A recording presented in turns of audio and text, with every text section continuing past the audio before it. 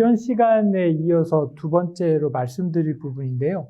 그 이전 시간에는 이 상단에 있는 아마존 큐 어플리케이션 쪽을 말씀을 드렸는데요. 지금에는 이제 그 중간단에 있는 툴스에 해당하는 베드락, 그리고 인프라에 해당하는 세이지메이커 순으로 말씀을 좀 드리도록 하겠습니다. 먼저 베드락입니다. 여기에 한 7, 8가지에 대한 내용이 있는데요. 여기에 대해서 이제 하나씩 말씀을 드리겠습니다. 일단 먼저 간단히 얘기를 좀 드리면은 세 번째에 나와 있는 에이전트, 그리고 날로지 베이스, 그리고 이제 다섯 번째에 해당하는 그 가드레일, 그리고 리스판시블 AI에 대한 부분, 요거는 좀 이따가 한번 눈여겨보시면 좋을 것 같습니다. 그래서 여기 순서대로 하나씩 말씀을 좀 드리겠습니다. 첫 번째로 그 제공되는 그 여러 가지 파운데이션 모델에 대한 내용인데요. 이번 리인벤트를 기점으로 그 상단에 보시면 이제 서드 파티 제공자, 퍼스트 파티 제공자 해서 전체 6개의 그 파운데이션 모델 프로바이더를 해서 아래쪽에 이제 그 주라식 클라우드에 여러 개 있는데요. 총 21개의 파운데이션 모델을 제공을 해드리고 있습니다. 그래서 한번 눈여겨보실 만한 부분이 여기에 나와 있는 이제 클라우드 2.1인데요. 이전 2.0 대비 그 토큰 길이는 2배, 그리고 이제 할루시네이션도 엔트로픽사에서 얘기하기로는 기존 대비 2배 이상 많이 감소시켰다라고 하고 있습니다. 그래서 이후 이제 토큰 길이 사이즈가 좀 커져서 만든 어플리케이션에 좀 도움이 되지 않을까 생각이 됩니다. 그리고 이제 라마2에서 나온 그 챗 13빌리언, 그래서 130억의 파라메타죠. 요거는 기존의 라마2에 있는 모델을 가지고 100만 명의 사용자 대화를 기반으로 별도 파인 튜닝을 해서 그 제공을 해드리고 있습니다. 그래서 향후 챗봇이나 챗 어플리케이션 만들 때 한번 활용을 해보시면 좋을 것 같고요.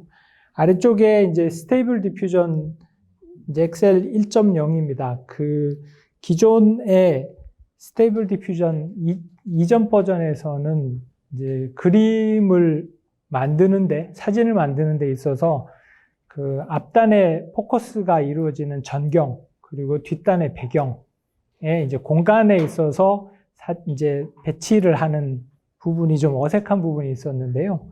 요번에는 해당 부분을 좀 많이 개선을 했습니다. 그래서 배경 대비 전경에 대해서 여러 배치에 대한 부분, 그리고 해상도도 1024로 좀 높여놓은 부분이 있습니다. 그래서 그 제공되는 그 모델에 대한 현황이고요. 특별히 그 AWS에서는 이제 첫 번째로 보시면 이제 타이탄 텍스트 임베딩은 이제 한글 지원이 됩니다. 그래서 이제 한글 임베딩 부분에 대한 부분은 고려를 해보시면 좋을 것 같고요. 여기 그 보시면은 이제 멀티모달 임베딩이라고 있습니다. 기존의 파운데이션 모델은 이제 하나의 입력만 받게 되죠. 근데 이제 여기에서는 멀티모달이라고 해서 텍스트뿐 아니라 이제 이미지까지 같이 받아서 해당되는 결과를 이제 임베딩으로 제공해 줄 수 있는 부분이 있습니다. 그리고 제일 끝쪽에 타이탄 이미지 제너레이터라고 해서 그 스테이블 디퓨전과 같은 형태로 그림, 사진을 제공해서 만들어 드릴 수 있습니다. 그리고 이제 새롭게 나온 기능 중에 하나가 이제 그 베드락에서도 이제 파인 튜닝, 그리고 이제 프리트레이닝이 가능한 부분입니다.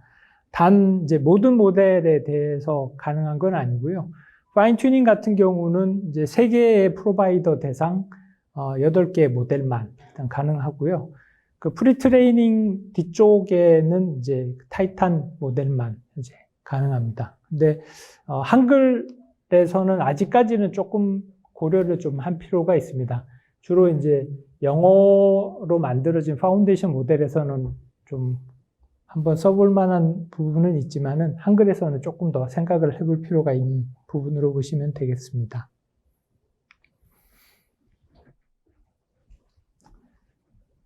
그래서 조금 전에 보여드렸던 이제 그 파인 튜닝, 프리 트레이닝을 어떻게 쓰는지를 간단히 예시로 한번 보여드리는 건데요. 필요한 모델을 먼저 선정을 하고, 여기서는 이제 라마2죠. 그래서 라마2에 대해서 모델 선정하고, 이제 여기 보시면 S3에다가 파인 튜닝에 필요한 그 라벨드 된 데이터, 답이 있는 데이터를 기반으로 해당 데이터를 가지고 오고, 그 라마2를 이제 파인 튜닝을 하고, 이제 이후 요 메뉴는 베드락에 들어가서 보시면 그 화면 왼쪽에 커스텀 모델이라고 있습니다. 그래서 해당되는 커스텀 모델에서 이제 해당되는 모델을 선택하고, 그리고 파인 튜닝하고, 필요시 이제 프리 트레인까지 할 수 있는 형태의 이런 프로세스를 제공을 좀 해드리고 있는데요.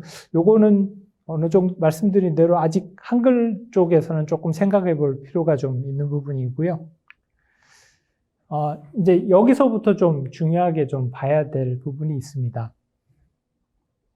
기존의 그 생성형 AI를 이제 얘기가 나오면서 이제 생성형 AI만 가지고 서비스를 하다 보니 얘기가 많이 나오는 부분이 이제 할루시네이션, 즉 환각 현상이죠. 그러니까 생성형 AI가 이제 혼자 소설 써서 답변을 주는 부분.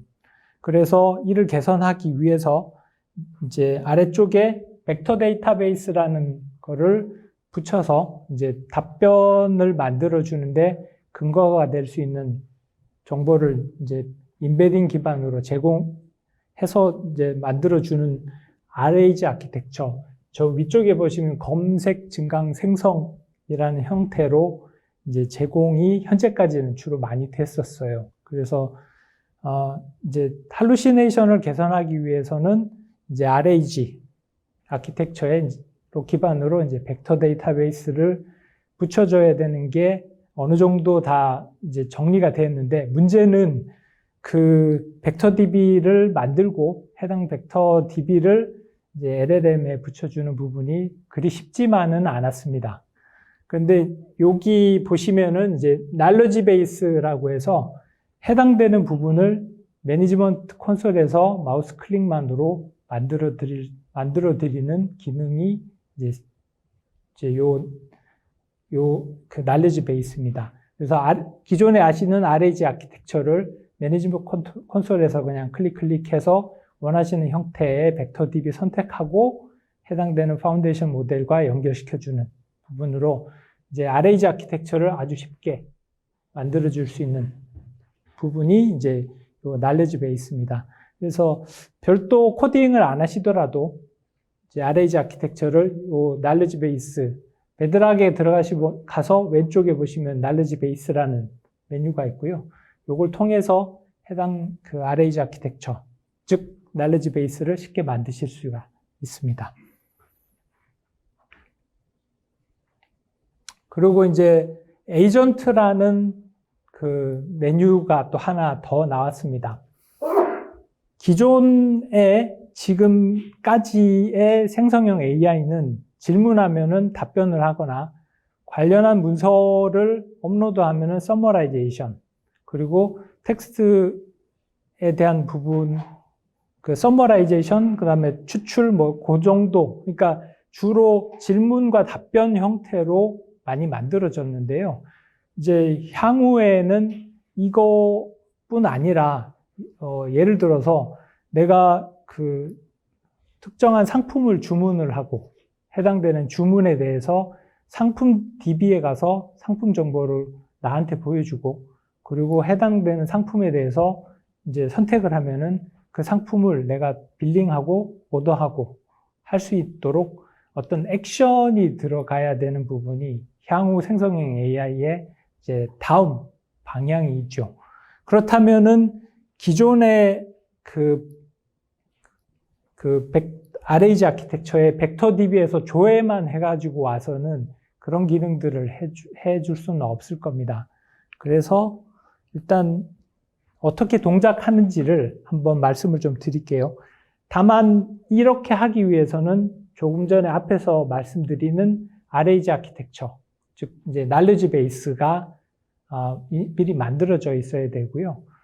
그리고 AWS에서는 동작을 수행하는 람다라는 그 서비스가 있습니다. 그래서 뭐 DB에 인서트하고 셀렉트하고 그다음에 관련한 부분에 대해서 뭐 딜리트, 업데이트하는 기능의 람다는 어느 정도 만들어져 있다는 것을 가정을 하고 이제 요 예시를 보여드리도록 하겠습니다.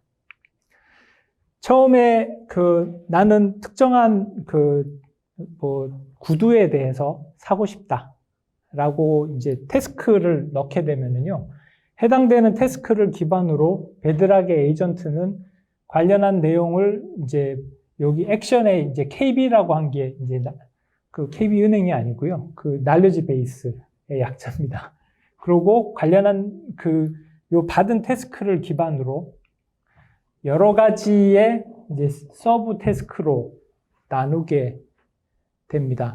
그리고 이제 인서트, 업데이트, 딜리트, 그러니까 별도의 다른 시스템에 접속해서 수행하는 액션에 해당하는 부분은 여기 액션 그룹이라고 해서 람다, 기존에 만들어진 람다를 여기에 등록을 하게 되고, 그리고 관련한 질문에 대한 정보를 가지고 오는 부분은 조금 전에 만들어 놓은 knowledge base를 기반으로 이제 가져오게 됩니다. 결국 상품 정보, 고객 정보는 knowledge base를 통해서 가지고 오고, 해당 주문에 대한 부분에 대해서는 이제 람다, 위쪽의 람다를 통해서 그 트랜잭션이 제대로 수행되고 난 결과를, 리절트를 받게 되고요.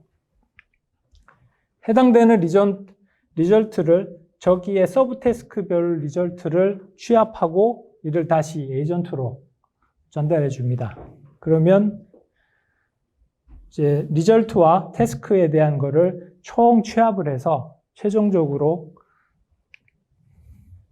파이널 리스폰스, 그러니까 어떤 상품, 귀하께서 주문하신 상품은 뭐고 그것을 뭐 이제 얼마에 그 거래를 완료했습니다 라는 형태의 답변을 이와 같이 줄 수가 있을 겁니다. 아직까지는 좀 초기 단계이긴 한데요. 이후부터는 이와 같은 형태의 이제 액션이 들어간 생성형 AI 부분이 이제 향후 많이 이제 논의가 될 거고요. 이 부분에 대해서는 이제 에이전트라는 베드락의 서비스 기반으로 이제 구성을 해 보시면은 도움이 좀 되실 거고요. 어떻게 동작하는지는 다음 영상을 통해서 한번 보여드리겠습니다. 참고로 말씀드린 대로 이제 knowledge base, 그 다음에 이제 람다는 만들어져 있다는 것을 기반으로 맨 처음에 사용할 이제 파운데이션 모델을 지정을 하시고요. 여기에 액션 그룹이라고 하는 부분에 사용하는 이제 람다 펑션, 인서트, 업데이트, 딜리트에 대한 람다 펑션을 여기에서 이제 선택하고 관련한 정보들은 S3에서 일단 가져오게 됩니다. 그리고 이제 벡터 DB에서 사용할 이제 knowledge base는 이제 미리 만들어 놓은 거요. 를 여기에서 등록을 하게 되고, 그 해당되는 부분 이제 에이전트가 만들어지면은 우측 상단에서 이제 테스트를 이제 질문을 하게 되죠. 그래서 현재 그 베드락 쪽에 에이전트 메뉴를 들어가서 보시면은 요 에이전트 가지고 만들 수 있는 데모에 대한 부분은 스크립트하고 이 예시들이 좀 만들어져 있어요. 그래서 그걸 한번 참고를 해보시면 되겠습니다.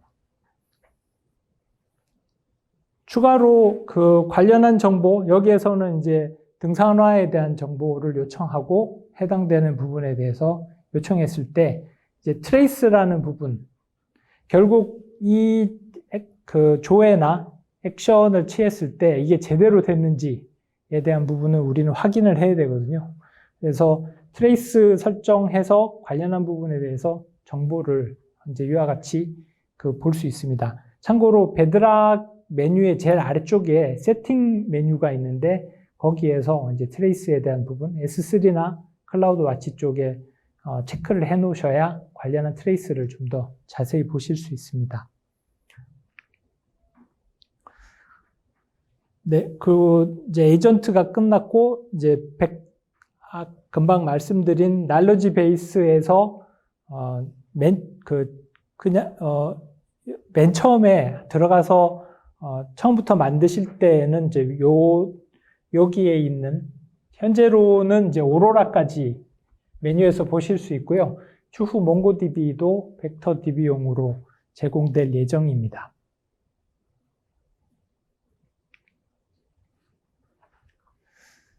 다음으로 이제 이밸류에이션에 대한 부분인데요.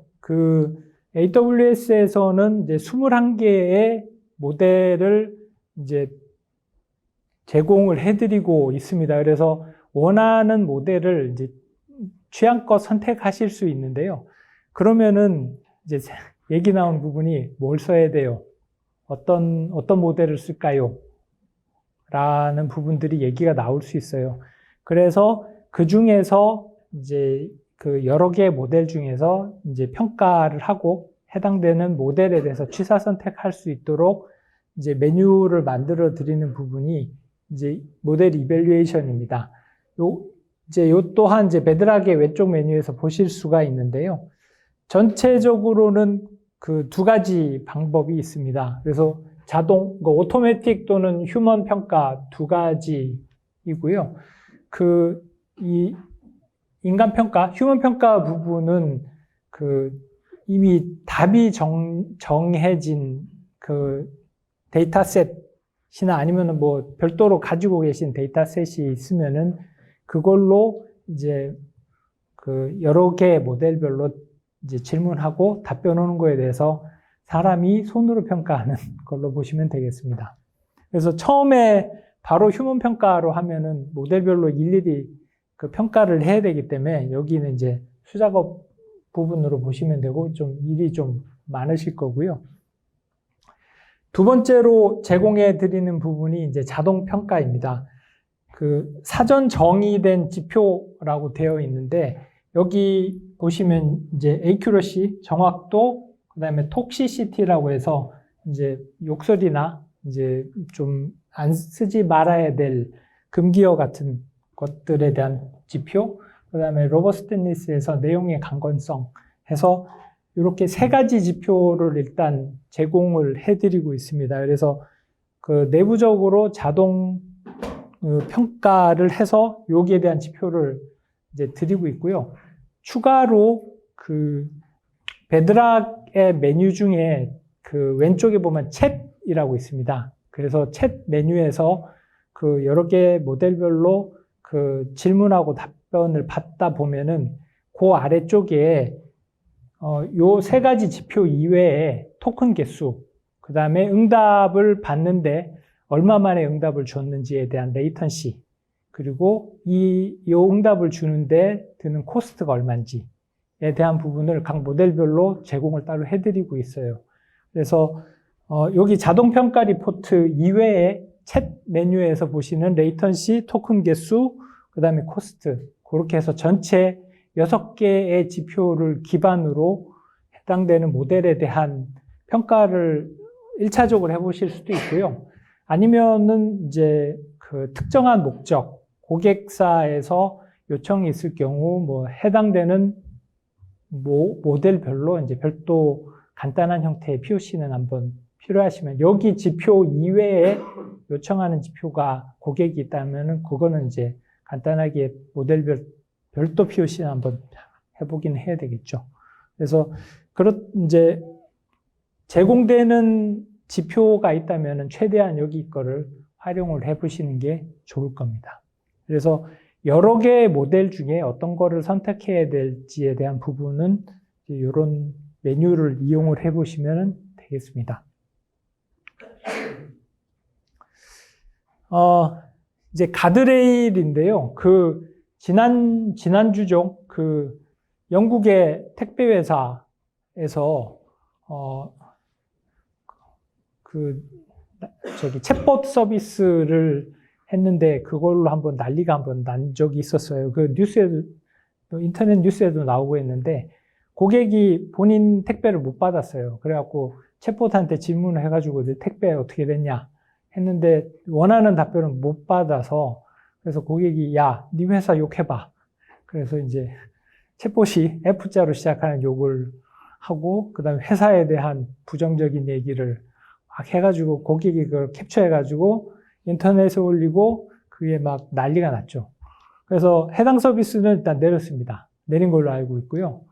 이제 여기서 우리가 봐야 될 점이, 어플리케이션을 열심히 만들어서 시간과 돈과 노력을 들여서 어플리케이션을 짠 하고 이제 냈는데, 이와 같은 형태로 본의 아니게 악용될 여지가 있고요.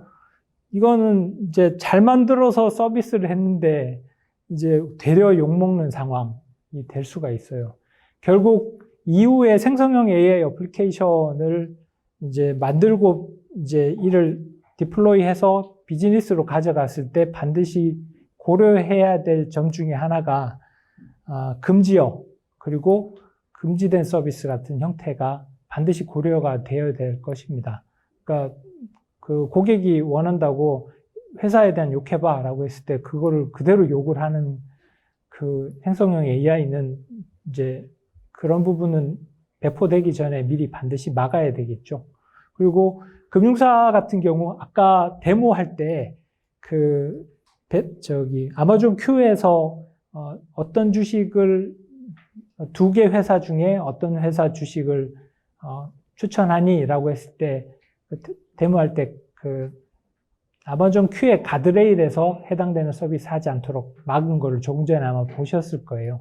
그래서 그와 같은 형태로 만약에 금융사에서 서비스를 하는데 어떤 특정 회사의 특정 주식을 이렇게 이제 추천을 하고 그게 나중에 문제가 됐을 때는 해당 서비스는 오히려 안 한만 못하게 될 수도 있겠죠. 그래서 그 해당되는 서비스에 대해서 이제 프롬프트 엔지니어링이나 조금 전에 보여드렸던 에이전트 기반에서 어떤 액션을 통해서 특정한 서비스가 나가지 않도록 막아주는 기능이 베드락의 가드레일입니다.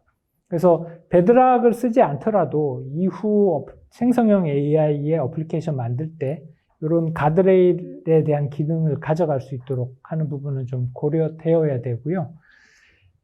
베드락에서 현재 가드레일 메뉴는 보이지는 않습니다. 그래서 요거는 별도 프리뷰를 신청을 하고 신청한 분에 대해서만 이제 해당 기능을 쓸 수 있도록 되고 있는데요. 요 내부적으로는 그 프롬프트 엔지니어링 통해서 금지어 또는 말씀드린 대로 이제 에이전트 기반으로 이제 액션이 나가지 않도록 이제 막아주는 기능입니다. 그래서 가드레일이 있고요. 이제 메뉴에서는 보이지는 않습니다. 현재로는. 그래서 뭐 프리뷰로 일단은 되어 있습니다. 그래서 참고로 꼭 한번 보시면 좋을 것 같습니다. 그리고 이제 다음으로 봐야 될 부분이 이 스텝 펑션이라고 해서 내부적으로, 그러니까 쉽게 얘기해서는 워크플로우로 보시면 되겠습니다. 기존의 DevOps가 나오면서 이제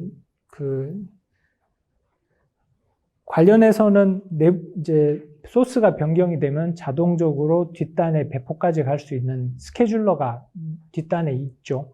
그래서 코드가 이제 개발 쪽에서는 이제 얘기 나오는 게 이제 DevOps가 나오고, 이제 AI ML 쪽에서는 뭐 모델이 바뀌거나 들어오는 데이터가 바뀌면은 향후 반영될 수 있도록 얘기되는 게 이제 MLOps가 얘기가 나오고, 요즘에는 이런 그 파운데이션 모델, 그 다음에 LLM 모델 관련해서 FMOps 또는 뭐 LLMOps 얘기가 나오는데요. 결국 베드락에서 그 모델이 변경이 되거나 아니면 모델에 대한 액션 및 뒷단의 워크플로우를 이제 만들어서 이제 처리를 해줘야 이제 어느 정도 자동화가 되겠죠. 그렇지 않고 이거를 사람이 계속 들어가서 뭐 액션을 취해 줄 수는 없는 거고요. 그래서 이제 스텝 펑션이라는 그 워크플로우를 오케스트레이션 해주는 서비스가 있습니다. 그래서 베드락과 스텝 펑션을 엮어서 그래서 지금 인보크 모델, 그다음 크리에이트 모델에 대한 API를 그 AWS에 있는 220여 개의 서비스와 연동해서 이 스케줄링 해줄 수 있는 기능을 이제 제공을 해드리고 있습니다. 그러고 이제 파티락이라고 있습니다. 그 생성형 AI에 대해서 이제 고객과 얘기를 하게 되면은 이제 딱 되기 쉬운 상황이 이제 동상이몽이 되는 상황이 많이 있어요. 그러니까 고객이 요구하고 생각하는 기능과 우리가 제공해 드릴 수 있는 기능들이 좀 다를 수 있거든요. 그랬을 경우 이제 그 자리에서 간단하게 그 이제 어플리케이션을 한 5분 내로 뚝딱 만들어서 고객이 요구하는 게 혹시 이런 건지 라고 해서 커뮤니케이션 할 때 한번 사용하실 수도 있고요. 혹시 자제가 있으시면 집에 가서 아이들과 재미나게 만들 수 있는 장난감으로도 쓰실 수 있습니다. 현재 무료로 쓰실 수 있는데요. 한번 어떻게 만드는지 보여드리겠습니다. 위젯이라는 그거를 맨 위에 이제 add 위젯이라고 해서 이제 첫 번째는 그 인풋 내가 그 질문할 인풋 위젯을 이렇게 만들어 주시고요. 두 번째는 뭐 이제 답변을 주는 그 위젯을 이제 이렇게 만듭니다. 그리고 조금 전에 보셨듯이 이제 어떤 클라우드의 모델을 쓸 건지 그 다음에 관련한 파라미터를 여기에서 이렇게 지정을 이제 해 주시고요. 그리고 위젯 사이즈 지정.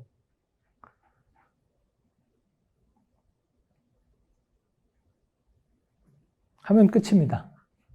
그리고 이거 이제 필요하면 퍼블리시해서 해서 하실 수 있습니다. 그래서 위에 보면은 그 3티어 아키텍처에 대한 샘플 코드 같이 알려주세요 라고 질문하면은 이와 같이 이제 바로 답변이 나옵니다. 그래서 고객과 얘기를 들었을 때 혹시 원하시는 게 이런 게 맞나요? 라고 하면서 간단하게 그 자리에서 고객에게 만들어서 제공을 해줄 수가 있죠. 그래서 어느 정도 고객과 커뮤니케이션 하면서 의견을 같이 맞춰갈 때 한번 사용을 하실 수가 있습니다.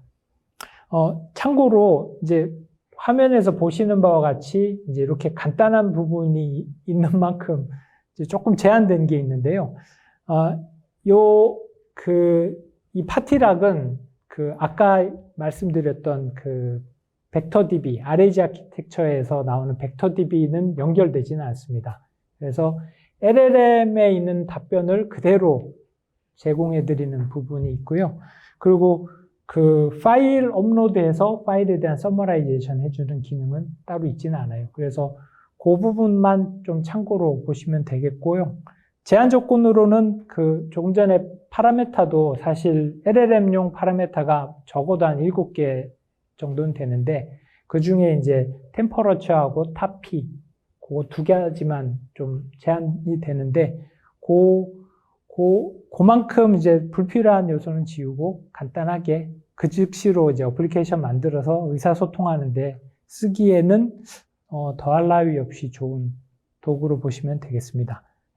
역시 지금 프리뷰 단계고요. 공짜로 쓰실 수 있습니다. 그래서 나중에 과금되기 전에 한번 미리 써보는 것도 좋을 것 같아요. 아이들한테 가르쳐줘도 뚝딱뚝딱 만들어서 장난감 용도로 또 쓰실 수 있습니다. 네, 지금까지 해서 베드락의 여러 가지 기능에 대해서 말씀을 드렸고요. 그리고 이제 지금부터는 이제 세이지메이커, 인프라 쪽의 세이지메이커에 대해서 말씀을 드릴 겁니다. 세이지메이커는 그 세이지메이커 점프스타트에 여러 가지 파운데이션 모델도 있고 이를 기반으로 파인 튜닝하고 필요하면은 이제 실제 LLM 모델 가져와서 트레이닝도 하실 수 있습니다. 근데 뭐 지금은 비용이 너무 많이 들고 그래서 이제 주어진 그 파운데이션 모델 기반으로 이제 서빙까지 할 수 있도록 제공이 되어 있는데요. 그 중에 좀 일부 기능들 몇 가지만 잠깐 말씀을 좀 드릴게요. 요번에 새롭게 나온 기능 중에 하나가 여기 보시면 코드 에디터라고 있습니다. VS 코드, 비주얼 스튜디오 코드 있죠? 그게 세이지메이커 요 안에 그냥 들어왔어요. 그래서 요 기능을 그냥 그대로 가져다 쓰셔도 됩니다. 그리고 이제 세이지메이커 캔버스라고 해서 데이터 분석하는데 필요한 도구로 보시면 되는데, 혹시 캔버스 한번 써보신 분 계신가요? 네, 한 분 계시네요. 그래서 정의상으로 말씀드리면은 로우 코드가 아니고 노 코드입니다. 그래서 분석할 때 코드 없이 그냥 마우스와 키보드만으로 데이터 분석 및 그리고 이제 추가로 생성형 AI 기능까지 같이 쓸 수 있도록 되어 있는데요. 메뉴는 세이지메이커 유저 안에 들어가서 보면 이제 우측에 캔버스라는 메뉴 선택하시면 되고요. 그리고 영상을 한번 보겠습니다. 세이지메이커 캔버스를 들어가서 이제 처음에 적재할 데이터에 대한 이름을 주고요. 여기서는 이제 타이탄 데이터셋이라고 하고 관련한 CSV, 기타 다른 내부의 시스템 쪽 연결해서 데이터도 사용을 하실 수 있습니다. 그래서 데이터에 대한 부분을 등록을 하고요. 그래서 관련해서 제일 위쪽에 타이탄이라는 데이터가 등록된 걸 볼 수 있습니다. 그리고 이제 여기에서 데이터 플로우를 이제 만드는데요.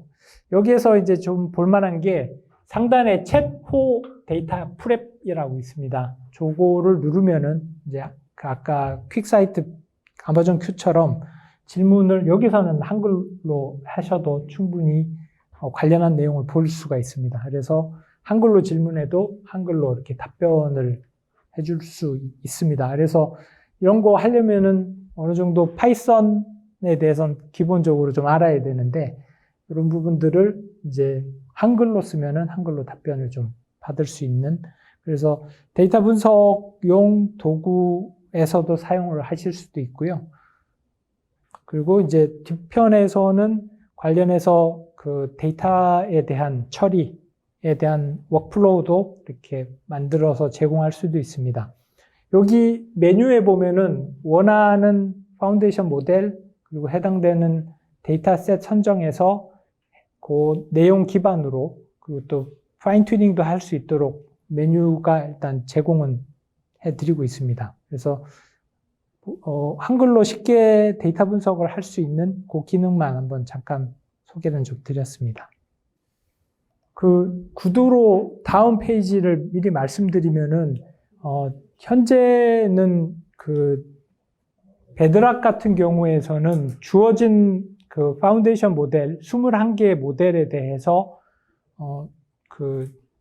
이제 그대로 이제 API 기반으로 서비스를 해줄 수 있는 부분이 있습니다.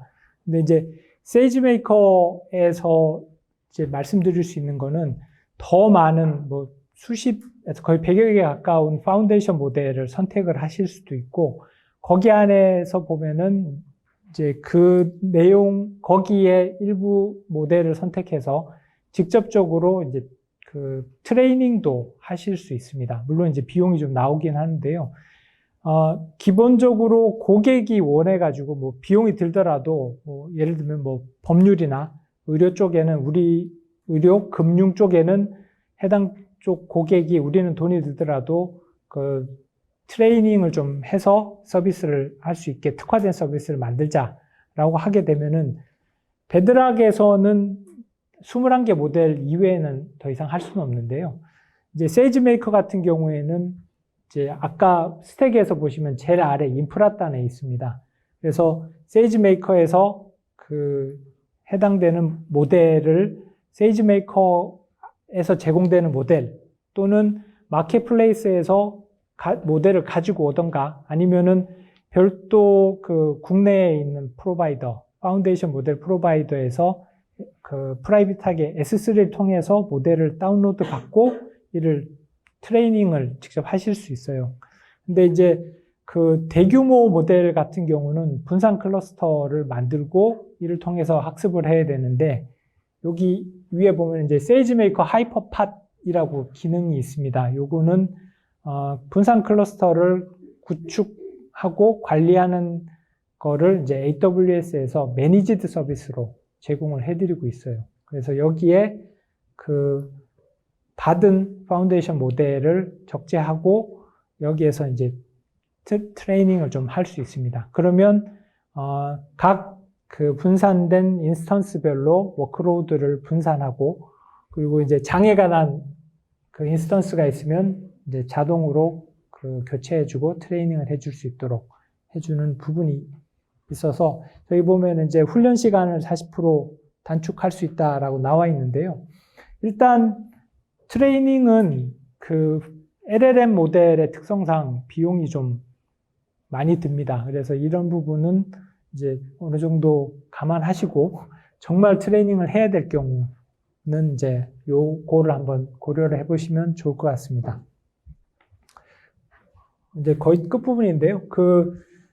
이제 트레이닝에 대한 부분뿐 아니라 향후 생성형 AI를 이제 이제 추론을 하게 될 경우에 모델 사이즈가 워낙 커서 그냥 인스턴스 하나에서만 해주기 또 어려운 상황이 그러니까 추론용 인스턴스 역시 이제 또 크게 가져가야 될 때가 있습니다. 그런데 인스턴스는 큰데 적재되는 모델에 대한 사이즈가 작을 경우 세이지메이커는 인스턴스 단위로 과금을 하게 되는데 남은 GPU 메모리만큼은 사실 좀 낭비가 될 수 있죠. 그래서 그 신규 거대 모델 추론 컨테이너라고 해서 컨테이너 기반으로 해서 그 남는 부분에 대해서는 또 다른 모델을 얹어서 서빙할 수 있도록 그러니까 해당 인스턴스를 최대한 활용할 수 있도록 해주는 그 모델 추론 컨테이너 기능이 있습니다. 그리고 요 세이지메이커 역시 아까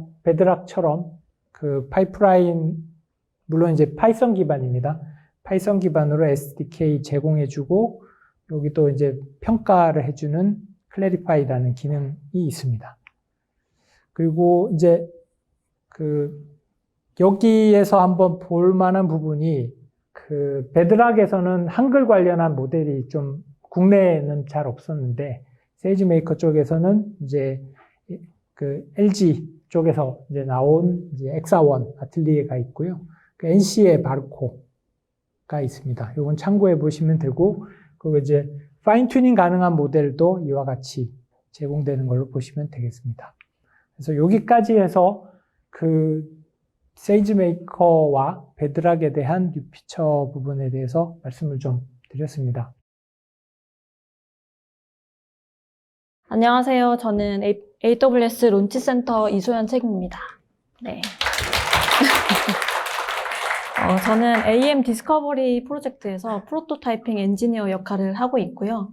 이 프로토타이핑은 고객 페인 포인트를 같이 도출하고 그리고 해결할 수 있는 서비스를 논의해서 4주 동안 빠르게 기술 검증이나 비즈니스 검증을 해가지고 가능성을 보여주는 과정입니다.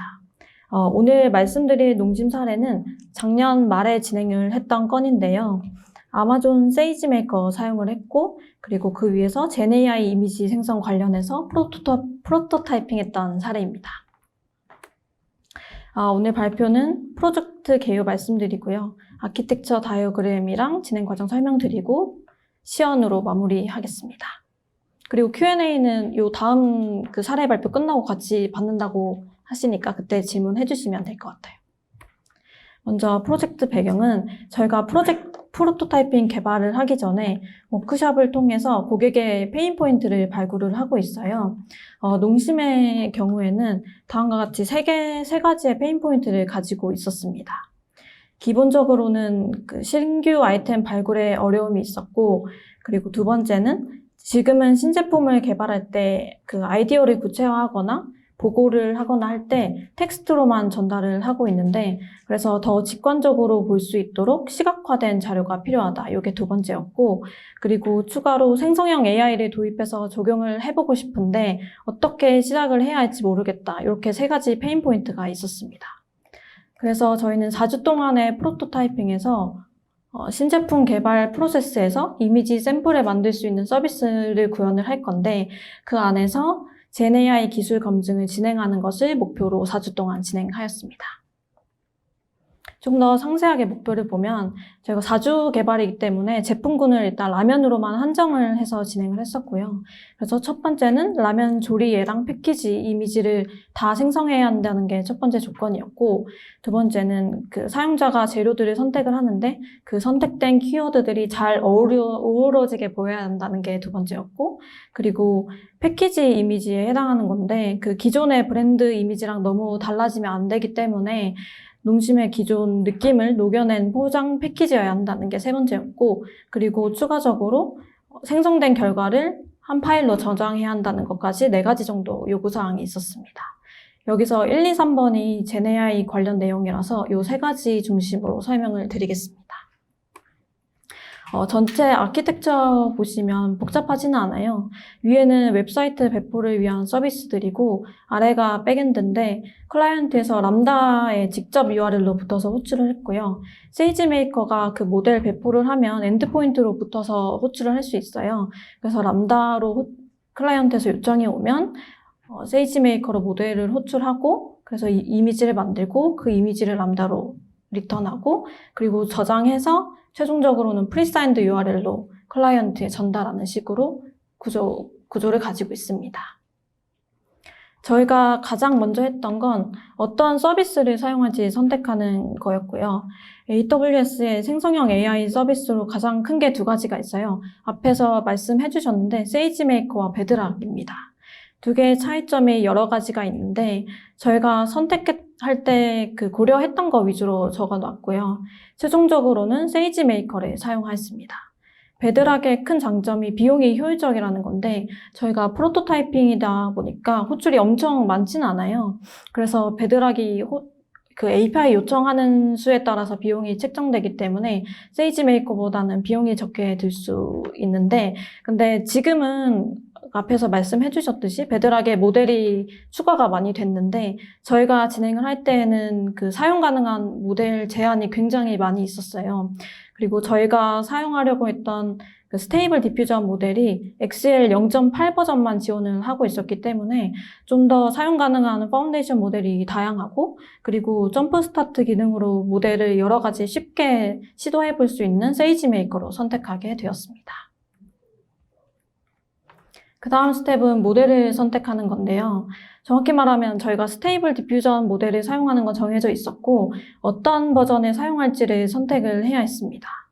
그 점프 스타트에서 사용할 수 있는 스테이블 디퓨전 모델 버전이 2.1이랑 XL 두 가지가 있는데요. 앞에서 얘기했었는데 패키지가 기존 농심의 이미지를 그대로 가져가야 한다는 조건이 있어서 그 느낌을 살리기 위해서는 저희가 패키지 색깔이랑 모양이랑 이 회사 로고가 주는 게 굉장히 크다고 판단을 했습니다. 그래서 이것들을 모두 한꺼번에 잡고 싶어서 파인 튜닝을 시도를 했습니다. 그래서 점프 스타트에서 파인 튜닝을 할 수 있는 2.1 버전을 먼저 테스트를 했고요. 그리고 엑셀보다 2.1 버전이 그 더 사실적인 이미지를 생성해낸다라는 얘기가 있어서 그것 때문에 2.1 버전을 먼저 시도를 했고요. 이 사진은 아무것도 가공하지 않았을 때 기본 2.1 버전의 라면이랑 라면 패키지 생성해달라고 요청했을 때 생성했던 이미지고, 뭐 계란이 엄청 많이 생성된다던가 패키지인데 라면 봉지가 아니고 뭔가 컵라면과 짬뽕된 이런 이미지들을 생성한 걸 볼 수 있습니다. 그래서 여기에다가 파인 튜닝을 하기 위해서 저희가 농심 홈페이지에 라면 봉지를 긁어다가 학습을 시켰습니다. 이게 그 결과인데요. 이게 여러모로 굉장히 놀라운 결과였는데 나름 농심 로고처럼 보이는 게 생겨나기도 했고, 그리고 음식이나 이런 글자의 위치도 그 아무것도 가공하지 않은 것보다는 우리가 알고 있는 라면 봉지 같긴 했지만 파인 튜닝을 하다 보니 이렇게 많이 변경된 로고들, 이나 뭐 약간 농심의 느낌을 살리기 위해 파인튜닝을 했지만 농심의 느낌보다는 조금 외국의 라면 같은 이런 이미지들이 생성이 되었습니다.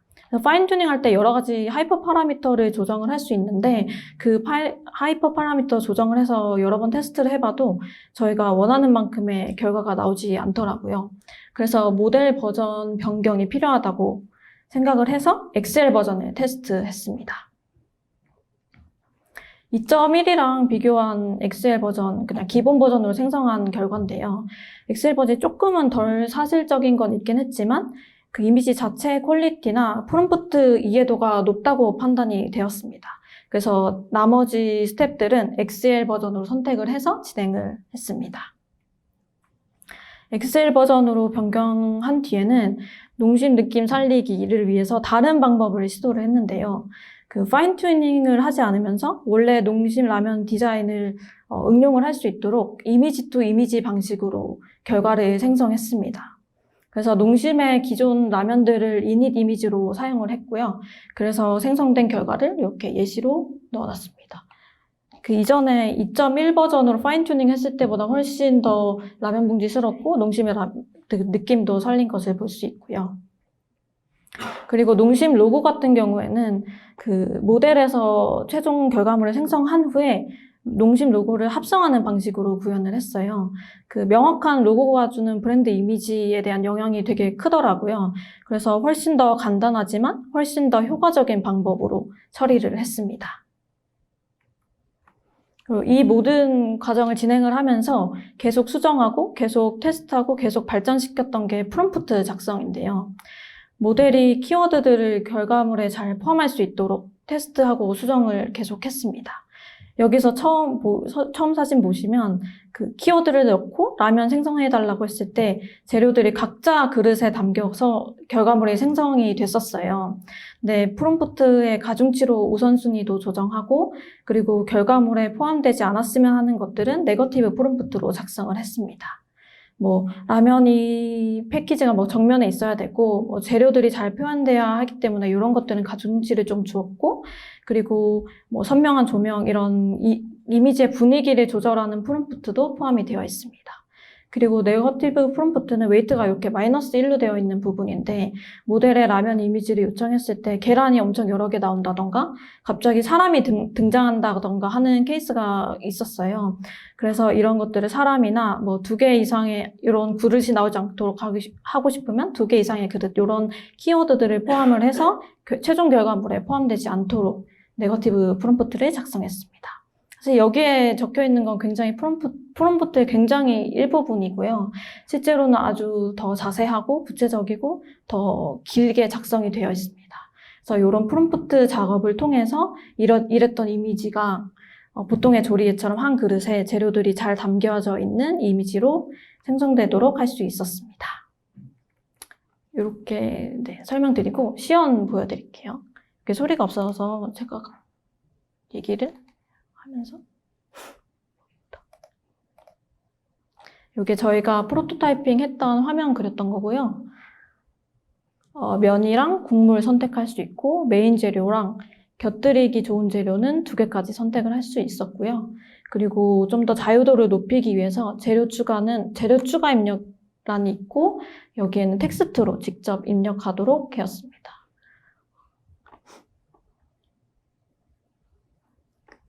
일반 라면에 국물 빨간색, 한우에 계란이랑 파를 선택해서 이미지 생성을 하고 있습니다. 빨리 감기를 했고요. 선택한 재료들이 잘 나오는 걸 볼 수 있고 그리고 추가적으로 브로콜리라는 텍스트를 입력해서 결과를 생성하면 브로콜리가 위에 올라가는 그리고 다른 라면을 또 생성해 볼 건데 이번에는 대하를 선택을 했고요. 빨리 감기 하고요. 그래서 대하가 올라간 이런 라면이 생성된 것을 확인할 수 있습니다. 그리고 각각의 결과가 마음에 안 들면 각각을 또 따로 생성할 수 있도록 새로운 이미지 받기 버튼을 누르시면 됩니다. 그리고 최종적으로 생성된 결과는 위에 결과 저장 버튼이 있어서 선택하시면 선택했던 키워드들이랑 뭐 입력했던 재료들 그리고 최종적으로 생성됐던 이미지들을 포함해서 엑셀 파일로 저장되도록 해제하였습니다. 그러면 엑셀 파일에서 확인할 수 있어요. 네, 이상입니다.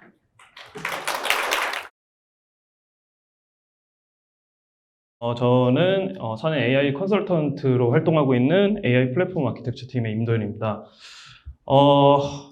일단은 이 프로젝트가 작년 7월에 진행됐으니까 이게 되게 제니얼 초기 프로젝트예요. 그래서 약간 뭐 핵심들만 담고 있고 되게 간단한 프로젝트고요. 그래서 제가 이 요소들을 좀 쉽게 설명해 드리려고 구성을 해봤으니까 여기 있는 내용만 다 알면 누구한테 가서 내가 쟤네 할 줄 안다, LLM 안다 이렇게 자랑하실 수 있을 정도가 되니까 조금만 집중해 주셨으면 좋겠습니다. 그리고 보시다가 질문 있으시면 언제든지 손 들고 질문해 주시면 좋을 것 같아요. 목차 있고요. 넘어가겠습니다. 뭐 아키텍처 기술 모르시는 분 없으시죠? 넘어갈게요. 이 K사라는 고객사의 프로젝트였고요. K사가 굉장히 글로벌한 업체예요. 그래서 해외 법인이 100개가 넘는 회사이고요. 그래서 그때 당시에 이제 이 프로젝트 같은 경우에는 인도네시아 법인을 대상으로 하는 프로젝트였고, 인도네시아 법인의 공장이 신설되고 있는 중이어서 대규모 채용이 이루어지고 있는 상황이었습니다. 거기다가 추가로 이제 이 K사의 사내 ERP 시스템이 고도화가 되고 있었어요. 그래서 순차적으로 오픈을 하고 있었는데, 그러다 보니까 이제 신규 기능에 대한 문의가 굉장히 늘었죠. 근데 이제 인도네시아 법인이잖아요. 인도네시아랑 한국이랑 시차가 얼마 되는지 혹시 아시는 분 계신가요? 네, 맞아요. 2시간입니다. 2시간. 인도네시아가 옆으로 길어서 뭐 시차가 같은 지역도 있는데 수도가 있는 자카르타는 한국이랑 2시간 차이가 난다고 해요. 그래서 시차도 있고 이제 언어도 영어가 모국어가 아니다 보니 소통에 어려움이 굉장히 있었다고 합니다. 그래서 고객사에서 아예 이제 제네AI 챗봇을 도입을 해서 업무 이 프로세스에 대한 문의들 같은 거를 자체적으로 해결을 하자라고 해서 요청을 주셨던 거고요. 그래서 보시면 고객 요구사항들을 여러 가지 쭉 나열을 해주셨었는데 그 중에 제일 핵심적인 거 9가지만 좀 뽑아봤습니다. 그래서 그 중에서 귀여운 캐릭터로 대표돼야 된다. 그리고 K사의 시스템 매뉴얼들을 다 포함하고 있어야 된다. 그리고 담당자를 안내해줘야 된다. 자연어로 입력을 받아서 처리해주는 쉬운 챗봇이어야 된다라는 거는 프로토타이핑에서 다 커버를 했고요. 그 외에 이제 뭐 입력 데이터에 대한 추가적인 보안이나 아니면 정확도를 100%를 달성해야 된다. 이런 거. 그리고 모바일 플랫폼을 지원을 해야 된다. 다양한 언어를 지원을 해야 된다. 이런 것들은 추후 사업화가 되면 추가 요소로 가져가기로 결정을 했습니다. 기존의 K사에서 업무 프로세스 문의가 생기면 어떤 식으로 처리를 했었는지 간단하게 좀 표현을 해봤는데요. 위에 있는 포스트잇 같은 게 각 이제 업무 단계고요. 밑에 얼굴 모양이 그 단계마다 문의하는 사람의 기분을 표현했는데, 보시면 이 처음에만 웃고 있고 그 다음에는 웃는 적이 없어요. 이거 다 비슷한 경험 해보셨을 텐데요. 뭐 시스템 하다가 막 궁금한 거 생기면 막 검색도 해보고 담당자 연락처 찾아서 전화했더니 자기 담당 아니라 그러고 막 핑퐁하고 막 이런 답답한 경험들 다 해보셨을 텐데요. 그래서 이런 거를 제네 챗봇을 도입을 해서 딱 간단하게 문의가 생기면 포털 사이트 접속해서 챗봇 열어서 물어보면 답변을 바로 주게 되는 그런 구조로 바꾸는 작업을 했습니다, 저희가. 그래서 이 챗봇은 업무 프로세스에 대한 거의 대부분의 영역을 커버를 할 수 있고요. 그리고 이제 뭐 답변만으로 문의가 이게 답변이 해결이 되지 않는다고 하더라도 그 물어보는 프로세스에 대한 담당자나 담당 부서 그리고 뭐 추가적인 매뉴얼 링크 같은 것도 제공을 해서 이제 해결할 수 있도록 해주는 거를 목표로 했습니다. 그래서 실제로 구현했던 UI를 간단하게 말씀드리고 넘어갈게요. 보시면 이게 이제 오피스 플러스 같은 그 K사의 포털 사이트 화면이고요. 오른쪽 위에 LB 버튼처럼 상상이, 여기 챗봇 이름을 상상이라고 지었고요. 상상이 버튼을 누르면 이렇게 챗봇 UI가 딱 뜹니다. 그래서 UI에 대해서 좀 더 자세히 살펴볼게요. 보시면 일단은 내가 입력하고 있는 이전 대화 이력들을 다 볼 수 있고요. 기본적으로 챗봇 기능이고요. 그리고 여기 있는 이 휴지통 버튼을 통해서 그 내력들을 다 날릴 수 있습니다. 일종의 세션 클리어라고 보시면 되고요. 그리고 오른쪽에 이 샵 버튼들은 FAQ, 그러니까 저장된 어떤 뭐 로그인 관련된 것, 공지사항 이런 것들을 저장된 내용을 출력하는 기능이고요. 맨 오른쪽에 스몰톡, 이게 좀 중요한데요. 요구사항 중에 단순 업무 프로세스 문의만 처리하는 게 아니라 어느 정도 일상 대화도 됐으면 좋겠다라고 하는 것이 있어서 이 스몰톡 버튼을 통해서 일상 대화 모드와 업무 모드로 전환하는 이게 토글 버튼 역할을 했습니다. 그래서 이 화면에서 그러니까 프로토타이핑에서 구현하지 않았던 미구현 부분은 여기 이 답변마다 밑에 보시면 좋아요 버튼, 요거랑 edit answer라고 있는데 이렇게 두 개는 이제 뭐 답변에 대한 피드백을 받아서 추후에 이 서비스에 대한 뭐 정확도나 성능을 향상시키기 위한 기능인데 이 프로토타이핑에서는 구현하지 않았습니다. UI로만 나타냈고요. 네, 이게 전체 아키텍처입니다. 복잡하지 않죠? 보시면 전체를 다 AWS 클라우드 환경에 100% 구성을 했고요. 크게 위가 이 프론트 엔드 영역이고 이 나머지 영역이 백엔드 영역인데 백엔드에서도 GenAI를 중심으로 하는 이 RAG 아키텍처 부분하고 그리고 이력 관리를 위한 다이나모DB가 있고 검색 데이터, 지식 저장소를 구성하는 데이터 소스 부분이 이렇게 있는데요. GenAI 아키텍처를 좀 더 확대를 제가 해봤습니다. 그래서 비즈니스 시나리오까지 좀 녹여봤는데요. 요구사항이 아까 두 개가 있다고 말씀드렸죠. 일단 1번이 업무 프로세스 문의 시나리오입니다. 이 분홍색으로 된 게요. 그래서 사용자가 질문을 하면 그 질문에 대한 업무 프로세스를 검색 엔진이 검색을 해서 오고 그거를 이제 모델로부터 답변을 만들어서 답변을 받는 그게 1번 시나리오고요. 그 두 번째 시나리오가 일상대화 시나리오인데 일상대화는 그 업무 데이터를 검색을 할 필요가 없잖아요. 그래서 검색 엔진을 통하지 않고 다이렉트로 모델에 가되 이제 요 다이나모DB라는 걸 통해서 멀티턴을 제공을 합니다. 그래서 요런 얘기들이 중간중간 잘 모르시는 내용도 있을 거예요. 제가 도대체 무슨 소리를 하나 모르실 수도 있는데 제가 지금부터 좀 세부적으로 기술 요소 하나씩 짚어드리도록 하겠습니다. 네, 우선 제일 중요한 모델인데요. 모델 같은 경우에 저희가 이때 당시에 아마존 베드락하고 세이지메이커 두 가지로 GenAI 모델을 사용할 수 있는데 베드락이 프리뷰 단계였어요. 그래서 고객한테 전달을 할 수 있는 상태가 아니어서 세이지메이커로 구성을 했고요. 세이지메이커의 점프 스타트 기능이라고 아까 박준영님께서도 설명해 주셨듯이 수백 가지 모델이 있어요. 거기서 내가 원하는 모델을 직접 이제 배포해서 사용할 수 있는 그런 서비스인데요. 거기는 뭐 우리 그 LG 엑사원 아틀리에 모델도 올라가 있고 뭐 NC 바르코 모델 이런 한국어 모델들도 많이 올라가 있는 서비스고요. 그래서 저희 같은 경우에는 이 프로젝트에서 이제 뭐 영어로 해야 되고 규모도 크지 않다 보니까 이제 메타의 라마2 7빌리언짜리 모델, 좀 상대적으로 작은 규모의 모델을 사용을 했습니다. 네, 그리고 멀티턴을 지원을 한다고 말씀드렸는데 이제 멀티턴이라는 게 뭐냐면 질문 답변이 단건으로 끝나는 게 아니라 이 모델이 대화 맥락을 이해하고 있어서 이제 후속 앞에 답변에 대한 내가 추가적인 질문을 했을 때 후속 답변을 해줄 수 있다라는 게 이제 멀티턴인데요.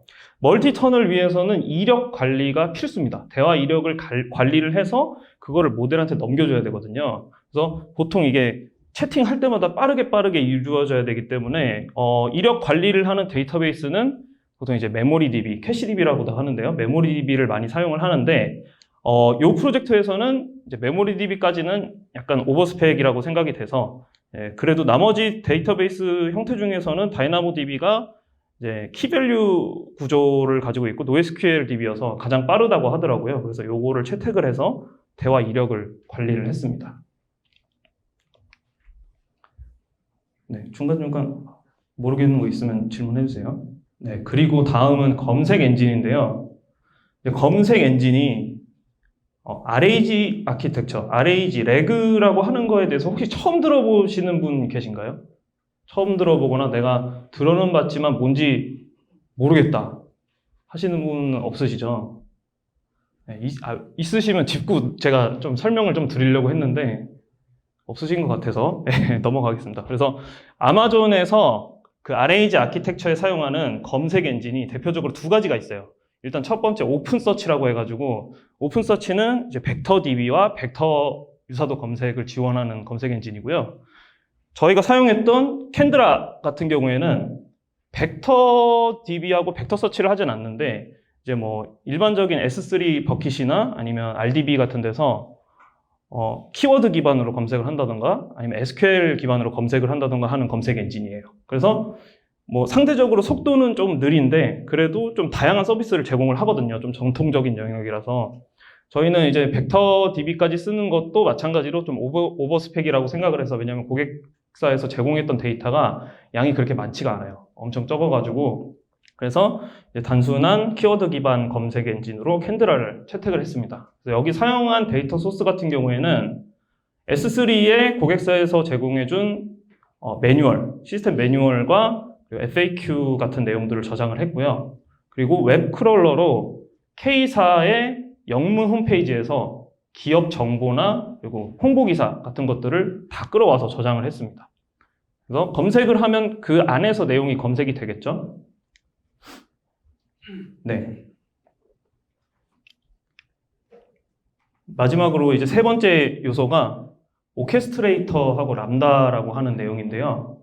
이제 이 오케스트레이터라고 하는 게 뭐냐면 이 여러 가지 지금 컴포넌트들이 있잖아요. 이 아키텍처에서 그 컴포넌트들의 시나리오 흐름을 조정하고 데이터 왔다 갔다 하는 흐름도 조정하고 그리고 이제 컴포넌트 직접 호출하고 답변도 받아오고 이렇게 해서 하는 그 중간 코어 역할을 하는 엔진, 코어 엔진 역할을 하는 게를 오케스트레이터라고 하는데요.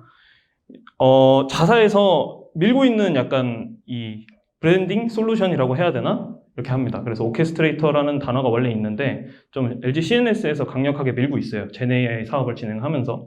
그래서 자사에서 얘기하고 있는 오케스트레이터의 구조는 이렇고요. 그래서 기본적인 RAG 아키텍처를 다 포함하고 있어요. 여기 보시면 이제 모델과 프롬프트 영역이 있고요. 그리고 검색 엔진 영역이 있고 널리지 베이스, 지식 저장소 영역이 있어요. 근데 그거 외에도 추가적으로 제네 서비스할 때 필요한 여러 가지 다른 모듈들도 합쳐서 제공을 하는 게 이제 오케스트레이터로 하고요. 대표적으로 뭐 검색 엔진 말고 다른 도구들이 있을 수도 있어요. 뭐 예를 들어서 뭐 공학 계산기가 필요한 서비스가 있을 수도 있고 그런 여러 가지 툴들을 사용을 하게 해줄 수도 있고요. 그리고 기존에 이제 기업의 레거시 시스템에서 비즈니스 로직 같은 것들을 추가해야 될 경우도 있고요. 그리고 추가적인 필터링 역할, 이런 것들, 이런 여러 가지 서비스 레벨에서의 모듈들을 합해서 오케스트레이터로 제공을 하고 있습니다. 네, 그래서 이 프로젝트에서는 이 오케스트레이터의 로직을 AWS의 람다 서비스에 녹여 넣었어요. 람다가 어떤 거냐면 이제 AWS의 서버리스 컴퓨팅 플랫폼인데 대표적인 서버리스 서비스죠. 그래서 기능을 수행할 때만 자원을 할당을 받아요. 그래서 비용에 굉장히 효율적인 면이 있고요. 그래서 이렇게 구성을 했습니다. 혹시 여기까지 궁금하신 거 있으신가요? 네. 아까 검색을 할 때 일본 케이스에서 네. 캔드라로 검색을 하고 세이지 메이커로 돌린다고 하셨는데 네. S3에는 뭔가 기업에 대한 매뉴얼이 있다고 생각합니다. 네, 여기는 기업 매뉴얼 데이터가 들어가 있고요. 여기는 이제 기업 웹페이지 정보가 들어가 있고. 매뉴얼에 대한 뭔가 제가 검색어에 대한 매뉴얼 전체를 가져와서 아까 이전에 PDF가 들어가듯이 똑같이로 그 매뉴얼 전체가 세이지 메이커로 들어가서 처리돼가지고 그러면 이 검색 엔진이 있을 이유가 없을 것 같고요. 이 검색 엔진이 해주는 역할이 이 매뉴얼을 여기 S3 버킷에 저장을 할 때 텍스트 베이스로 그러니까 청킹이라고 하는데 문단 단위로 일정 단위로 잘라서 저장을 해요. 그럼 그 잘라서 저장된 데이터들 중에서 이 캔드라가 질문하고 가장 유사한 데이터 청크를 가져옵니다. 그래서 몇 개를 가져올지는 파라미터로 설정할 수 있어요. 뭐 5개면 5개, 10개면 10개 설정할 수 있는데 가져와서 그거를 모델한테 던져주는 거예요. 그런 방식으로 돼 있습니다. 그래서 문서를 다 넣기에는 모델이 받아주기도 좀 어려울 뿐더러 크게 의미가 없죠. 그거는.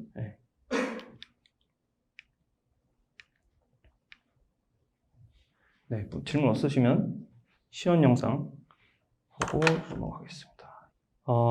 일단 오른쪽에 상상이 버튼 눌러서 챗봇이 켜졌고요. 일단은 문의를 업무 프로세스 중에서 얘는 SAP라는 시스템이 있는데 로그인 하다가 에러가 발생했다, 어떤 에러가 발생했다라고 질문을 지금 날렸어요. 그랬을 때 매뉴얼에 있는 데이터를 긁어와서 답변을 해주고 있고요. 질문을 할 때 뭐 좀 다른 방식으로 좀 짧게 질문을 해도 잘 알아듣고 답변을 해줍니다. 예를 들어서 뭐 그냥 로그인이 안 된다 수준으로만 했는데도 동일한 답변이 나오는 걸 알 수 있고요. 네, 다른 질문에 대해서도 업무 프로세스에 대해서 잘 답변을 해주는 걸 알 수 있고요. 그리고 일상 대화를 좀 보여드릴게요.